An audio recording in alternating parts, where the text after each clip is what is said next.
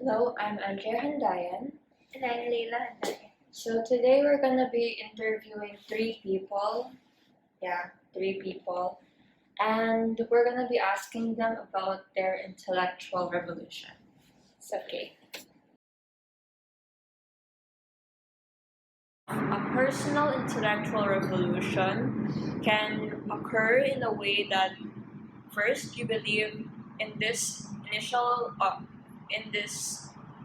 thing that can be in the form of a bias, but over time, as you grow up, that thinking revolves and evolves because it's been proven wrong or it has improved throughout the years.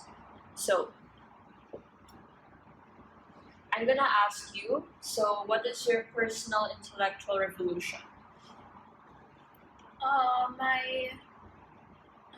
My personal intellectual revolution is that at first I should be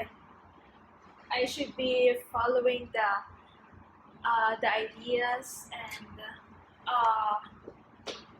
everything what my parents taught me, and it's a great thing. But when I dwell into their political opinions, their social opinions, it differs from what my moral compass says. So when I go to high school, uh, the school encourage me to be more of think about yourself and improve your morality. And though you may have influences from parents, you should learn how to grow and mold yourself. So how about you? In the past, I used to believe that self-diagnosis is an answer to my problems. So whenever I feel bad or something that I should be consulting with someone back in high school, I figured that I could solve it by myself because I don't experience much problems and I do not have to bother anyone. But as I grew up and I reached college, I got to talk with the guidance counselor and um, he said to me that self-diagnosis can be toxic because sometimes or more often such problems can be unnoticed by someone like me, especially when we don't seek feedback that is needed for us to grow. And this is something I have learned. That's why I became a peer facilitator and I joined Enderun for peer facilitators. And yeah, I'm currently the interim president. Hopefully, I'll be able to impart to audiences, to my members, to my colleagues that if they're experiencing the same bias as I am, that they believe self-diagnosis and keeping to yourself is the key. That's not always something you should be referring to because feedback, especially getting advice and growing with the feedback, is helpful, and this is a great intellectual revolution that you should follow through. Thank you. My intellectual revolution is the day that I found out that I didn't know how to study. So, growing up from elementary through high school, obviously I passed, but I didn't know that I didn't know how to study. In college, I dropped out. By the way, when I dropped out in college, I thought it was just whatever. I was too partying too hard, so on. And then this happened when I entered the Open University distance education, and I encountered the subject where the teacher just gave us a book and said that we will have the midterm covers a particular subject, so anything under the sun. And then I knew that it would be very difficult to pass the exam. So what I did was I actually worked really hard to pass every homework. And by passing every homework, I learned a lot with that. And then I started to to to research more on it, and then whatever interests me, I started to study for the sake of learning rather than just passing my grades and all that. And then at some point, it taught me how to outline what I want to study or what I need to study, and then check whether or not I know it already or I don't know it already, and that just changed my life. When I started working, or I was actually working at that time, Mhm. but while working, it allowed me to do a lot of other things, and I got a few certifications and all that. And then once I had it, it just changed the trajectory of my life. I'm an educator, and so the revolution that I can do best is in the line of work that I do today.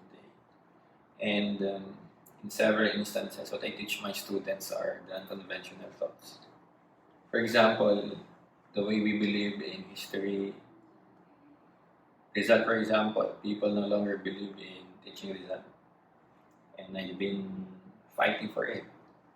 So students may not accept it, administrators may not accept it, but I would always say there's no other way. If not for the true realization of the importance of these matters, like reverting to the true self of a Filipino, which I do teach in history, and trying to reminisce and put into action the teachings of Rizal, then I don't think that we will be able to solve our current social issues today. So that for me is my intellectual revolution.